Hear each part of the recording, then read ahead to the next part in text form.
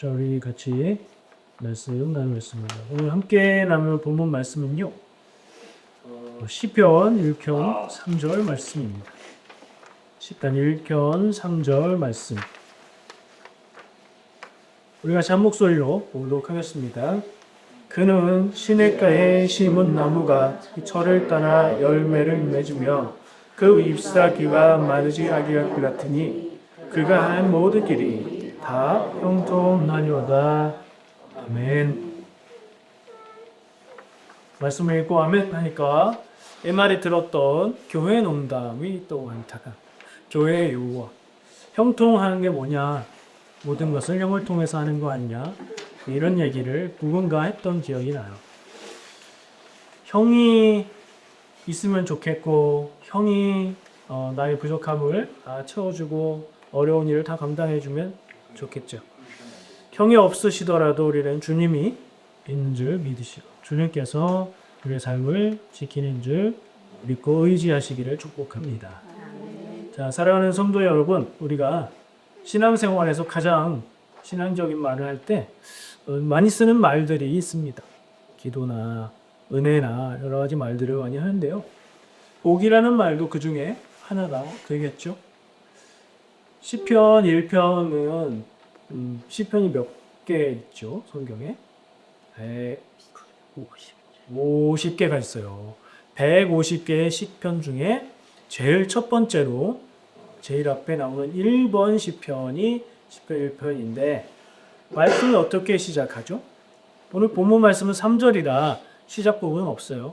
근데 우리 다들 기억하실 거예요. 뭐죠? 복 있는 사람. 복 있는 사람은 이렇게 시작하는 말씀이에요. 그러니까 시편의 150편의 시들이 말하고 고백하고 노래하는 게 아마 복 있는 사람의 인생, 믿음으로 복된 삶을 사는 인생, 이걸 대표하지 않는가 이렇게 생각할 수 있을 것 같아요. 오늘 이 시편 1편은 두 길에 대해서 이야기를 하는 것이라고 볼 수 있어요. 앞에는 우리가 복을 이야기하는데 뒤에 가면 끝나는 부분에 가면 복이 아니라 악인은 망한다 하는 이야기를 하고 있거든요.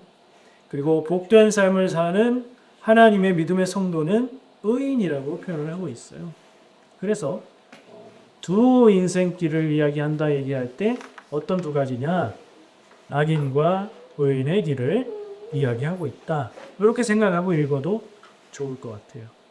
그러면 복 있는 사람은 어떻다, 복 있는 사람은 이렇다라고 하는 얘기가 의인에 대한 얘기, 믿음으로 사는 성도에 대한 얘기라고 생각하면 될 거고요.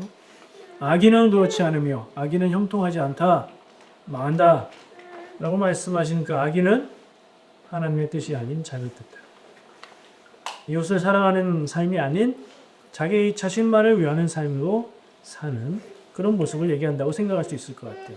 이 두 가지 삶의 모습을 시편이 제시해주고 있다 생각하면서 그럼 우리는 이 말씀을 어떻게 볼 수 있을까요? 나는 어떤 인생을 살 것인가?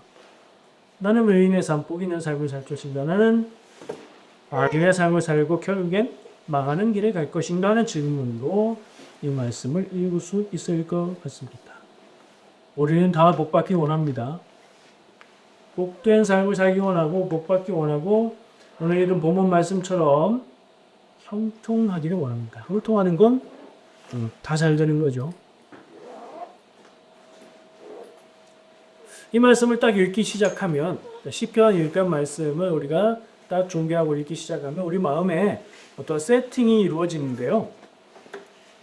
이 말씀은 복받는 길을 알려주는 말씀이구나. 이렇게 자세를 잡고 말씀을 보기 시작합니다. 굉장히 많이 그렇게 이 말씀을 전하는 것을 들었기 때문이기도 하고요. 우리의 마음속에 그걸 원하고 있기 때문에 말씀이 그렇게 보이는 것이기도 해요. 그래서 저는 늘 말씀드린 대로 이 말씀을 우리가 읽고 묵상할 때 내 마음에 다가오는 그리고 내가 원하는 대로 읽기보다 일단 그건 좀 내려놓고 이 성경 말씀이 뭘 말하고 있느냐에 집중하는 게 첫 번째 읽기라고 생각합니다. 그러면 복 있는 사람은 이렇다 이렇다 이렇다. 1절, 2절, 3절에서 복 있는 사람에 대해서 말을 하고 있는데 복 있는 사람은 이렇다. 복 있는 사람은 이렇다. 복 있는 사람은 이렇다. 이거 아무리 생각해도 복 받는 인생을 사는 비결 얘기 아닌가요? 그렇게 읽어지는데요.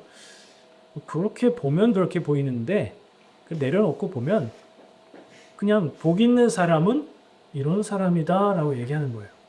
첫 번째 1절 말씀에 뭐라고 얘기하죠? 뭐 하지 말래요. 1절에는 악인의 꾀를 따르지 말고 죄인의 길에 서지 않고 오만한 자리에 앉지 않는다 이렇게 얘기해요. 배우고는 요거 안 하면 복 있는 사람이라는 얘기예요. 악인의 꾀를 따르고 죄인의 길에 같이 서고 교만한 마음을 가지면 그게 뭐라고요? 그러면 복 없는 사람이죠. 복 있는 사람은 그거 안 하는 사람. 자, 말씀을 그냥 단순하게 말씀 그대로 첫 번째로 읽어보자라고 이 시도를 하고 있어요. 1절에서는 악한 길을 가지 않는 사람이 복 있는 사람이다. 2절이에요. 2절. 2절에는 여호와의 율법을 즐거워하여 그 율법을 주야로 묵상하는 자다 이렇게 있고 이 율법은 뭘까요? 우리가 구체적으로 생각하는 하나님의 계명 10계명 혹은 613개의 계명 그런 거일까요? 성경에서 율법이라고 얘기하면 많은 걸 상징해요. 첫 번째 율법서라고 얘기하는 모세오경 창세기부터 쭉 5권의 책을 율법서라고 해요. 그걸 가리킬 때도 있고요.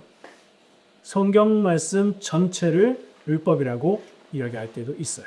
하나님의 말씀이니까 우리의 삶을 인도하는 법이니까 성경 말씀이 율법이 될 수 있는 거죠. 자, 그러면 이 2절 말씀은 오직 여호와의 율법을 즐거워한다. 하나님의 성경 말씀을 즐거워한다.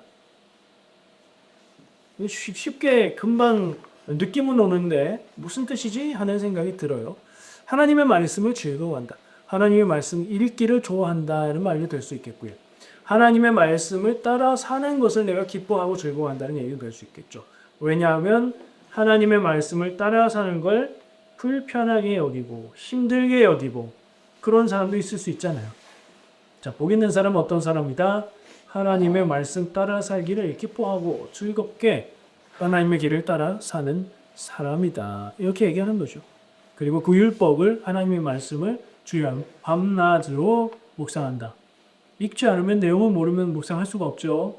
우리도 매일 말씀 묵상을 나누고 있는데 범위도 정해져 있고 읽고 묵상 말씀을 또 집어서 같이 나눌 때 그거 내용을 모르면 우리가 묵상할 거리가 없지요.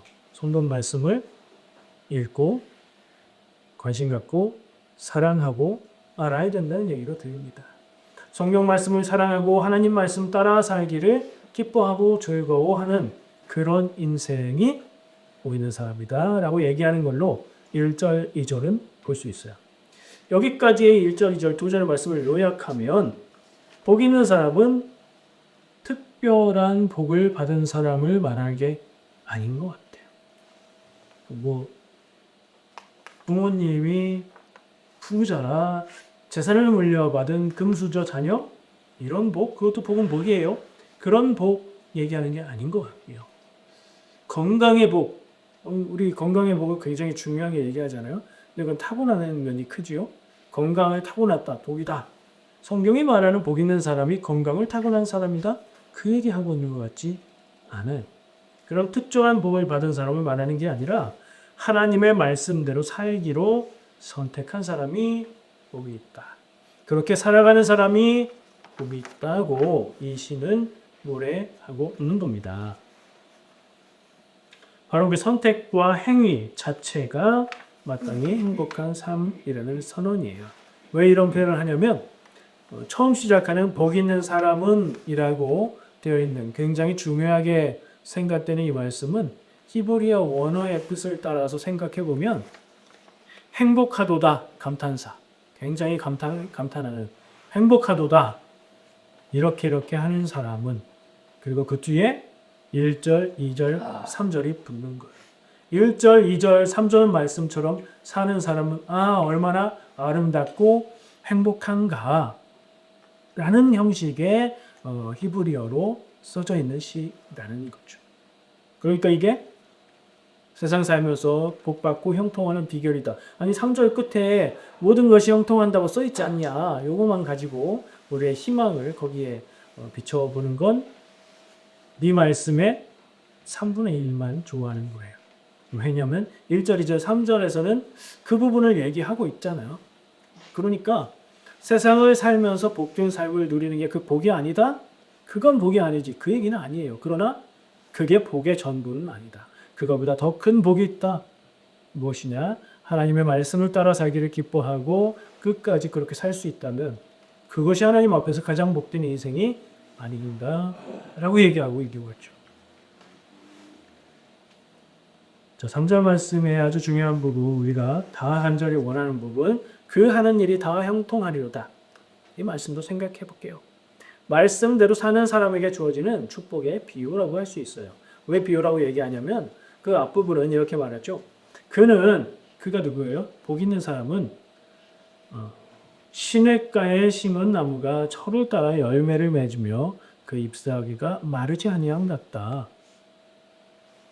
시냇가라는 말씀이 나오면 우리가 경험했던 동네에서 놀던 시냇가를 생각하셔도 되는데 거기에다가 이 이스라엘 유다 땅이 얼마나 건조하고 얼마나 물이 귀한 곳인가를 더하면 돼요. 시냇가에서 멀리 떨어져서 자라고 있는 식물은 죽든가 물이 없어서 건기 때가 되면 죽든가 아니면 몸을 다 말리고 있다가 비가 올 때에 물이 흡수하든가 그렇게 힘들게 살아야 돼요. 근데 시냇가에 있는 나무는 물이 옆에 흐르고 있는데 그 옆에 땅 속에는 물이 풍부하겠죠. 더구나 이 시냇가라고 번역이 되어 있는 이 말은 그냥 자연, 개천, 하천, 강을 얘기하는 게 아니에요. 물을 일부러 흘려보내는 수로, 인공으로 만든 수로를 얘기해요. 거기는 물이 끊어질 일이 없는 곳이죠. 그래서 물이 풍성한 데에 심겨진 나무 같다. 그런 복이 있다. 이렇게 얘기하는 얘기입니다. 제가 생각나는 게 있어서 성경 말씀은 아닌데 학교 다닐 때 배웠던 거 용비어 천가 유해동 용룡이 나를 샤 뭐 이런 거 있잖아요. 2장에 가면 불이 깊은 난간 가말의 아님 일세 곧 뛰었고 여름 하나이 다 같이 배우셨잖아요.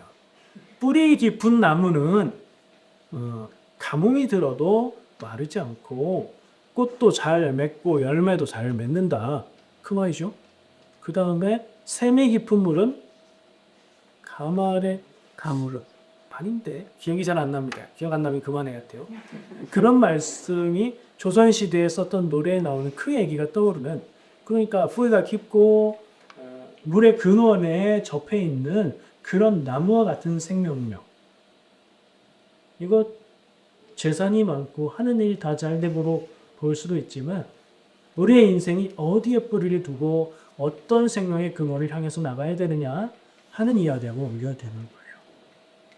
내가 시냇가에 심긴 나무라면 나에게 풍성한 물을 공급해 주는 그 수원은 어디인가? 하나님의 은혜를 얘기하는 거예요. 그러니까 그래서 제가 세상에서 일이 형통하게 되는 것도 복인데 최대 3분의 1. 이 말씀을 더하다 보니까 3분의 1에서 조금 더 줄여야 되겠다 하는 생각이 들어요. 바꿔 말하면 일이 잘 되지 않고 어려운 일을 겪고 힘들고 괴로워도 우린 복된 인생일 수 있다는 거죠. 우리가 살면서 하나님이 복을 주시는 것 같으면 내가 하나님을 기쁘게 해드렸나 보다 생각하며 어렵고 힘든 일을 만나면 내가 하나님 앞에 무슨 죄를 지었나? 하나님 내가 무슨 잘못했어요? 이렇게 생각하는 게 자연스럽습니다. 사람의 생각으로는. 근데 그거 아니다. 하나님은 그런 분이 아니다. 멤버를 한 번 더 생각할 필요가 있습니다. 자, 말씀은 이제 아까 3절 본문 부분까지 나누었고요. 이어서 어디로 가느냐? 이제 뒷부분으로 가죠. 거기 뭐 나온다고 했죠? 망하는 인생. 누가 망하는 인생이라고 했어요? 악인. 악인의 삶은 그렇지 않다. 복되지 않다. 그 삶을 생각해 볼까요?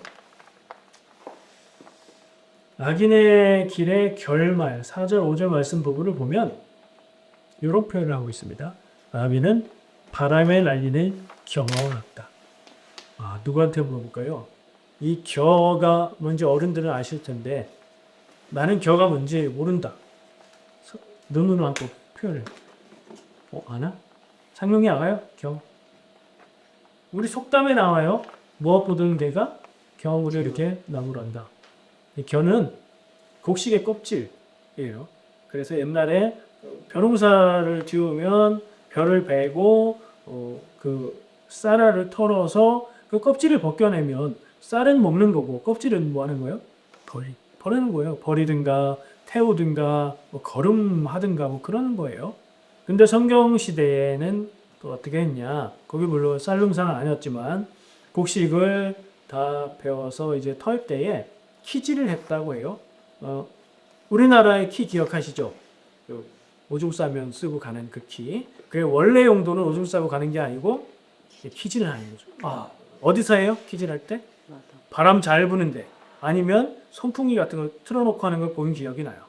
그럼 바람이 막 불어요. 바람 부는 데서 곡식 알이 껍질이 까져 있는 게 섞여 있는 걸 이렇게 칩니다. 그러면 가벼운 겨, 쓸데없는 겨, 이 쓰레기처럼 그냥 불 날아가는 그 겨는 가벼워서 바람에 날아가는 거예요. 쌀은 곡식은 무게가 있어서 떨어지죠. 모아지는 거죠. 그렇게 깨끗한 곡식을 보고 원인 날리는 거예요. 버리는 거예요.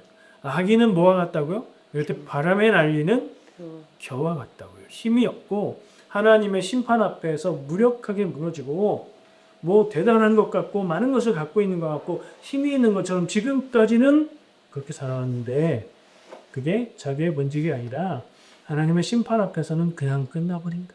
날아가 버리고 없어져 버리고 불에 태워지고 거름이 돼 버립니다. 이렇게 말씀하는 거예요. 그러니까 세상을 바라볼 때에 하나님도 무심하시지 하늘도 무심하시지 이런 말이 나오는 인생이 있어요.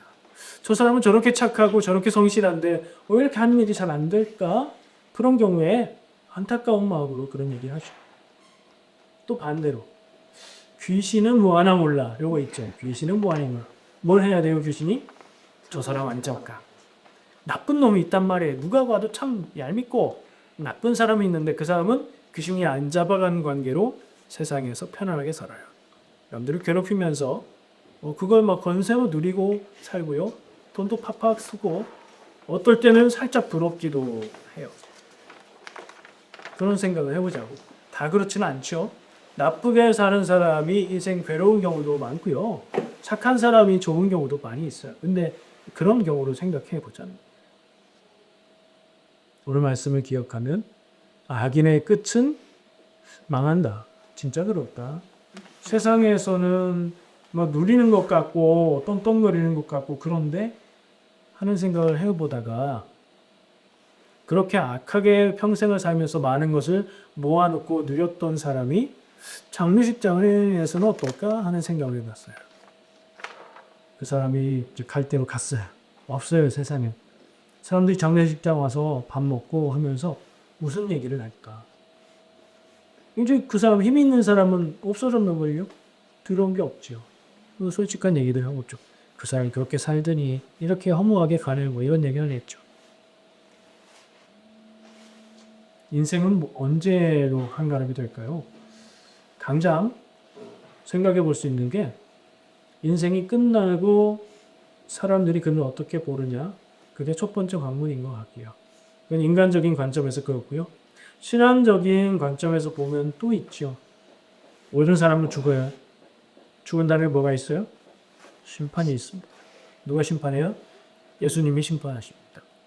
예수님이 심판하러 오시는 날 그때가 재림의 때고 그때가 세상이 끝나는 날이에요. 심판 앞에서 평생을 악하게 떵떵거리면서 살았는데 그 사람이 그 심판을 통과할 수 있을까요? 그럴 리 없어요. 그때를 생각하면서 사는 사람이 복 있는 인생을 살 수 있어요. 그런 거 없다. 인생 태어났으면 사는 이 순간이 전부지 죽은 다음 그런 거 참 모른다 하고 살아가는 사람 용감한 건가요? 어리석고 저는 어리석은 인생이라고 봅니다. 얼마나 비참하니까 죽은 다음에 장례식에서 칭찬의 말 한마디 못 듣고 비난을 들어야 하는 인생, 심판 앞에 섰을 때 두려움 가운데 떨어야 하는 그 영혼, 저는 참 불쌍하다 생각합니다. 그러한 시점까지 우리의 결점을, 관점을 확장해서 보면, 그러면 의인의 모습과 악인의 모습이 어떻게 되는지가 너무나 확실한 거죠. 짧게 몇 년, 몇십 년만 보지 마시고 길게 평생을 바라볼 때 남들은 뭐 자기 뜻대로 살겠지만 나는 어떻게 살 것이냐. 그럼 이제 이게 선택이죠. 이게. 오늘 말씀에서 제시하고 있는 의인의 길을 살 것이냐, 복 있는 삶을 살 것이냐, 아니면 그런 거 거부하고 내 뜻대로 사는 인생을 살 것이냐. 어떤 인생을 살고 계십니까? 신앙생활 한다 해도 우리 안에는 이런 갈등이 있을 수 있습니다. 어떤 인생을 살고 있고 어떤 길을 선택하기로 작정을 하셨습니까? 마지막 결론은 하나님이 인정하는 길을 선택하자, 이런 얘기를 할 수 있을 것 같습니다. 말 하나마나 복된 인생, 의인의 길을 살자는 얘기를 하는 거죠. 시편의 말씀들이 그걸 얘기하는 거고, 시편 1편 말씀이 거의 의학적으로 아름다운 문장으로 얘기를 하고 있죠. 시편의 서론일 뿐 아니라 이 시편 1편은 우리 인생의 가장 중요한 질문을 담고 있다, 이렇게 저는 생각을 합니다. 6절 말씀이 이렇게 말합니다. 무릇 의인들의 길은 여호와께서 인정하시나 악인들의 길은 망하리로다. 복 있는 사람, 제일 앞에 나온 말씀이었죠. 이러한 인생은 행복하도다라고 얘기하고 있는 그 인생, 하나님 앞에 의로운 인생입니다. 악한 길을 거절하고 겸손하게 하나님의 뜻을 구하며 행하는 인생입니다.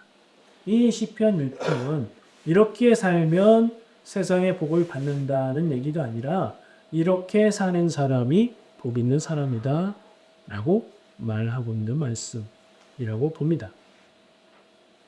자, 성도 여러분, 우리 인생 평생을 살고 영원을 생각할 때 잠깐 잘 되는 것 같지만 결국 망하는 악인의 길, 그리고 하나님의 뜻 안에서 행복을 선언받고 궁극적으로 영원히 형통한 의인의 길을 바라보고 있습니다. 오늘 한 번 더 우리의 인생길은 이 길이다 마음으로 다짐하시면 참 좋을 것 같습니다. 기도하겠습니다.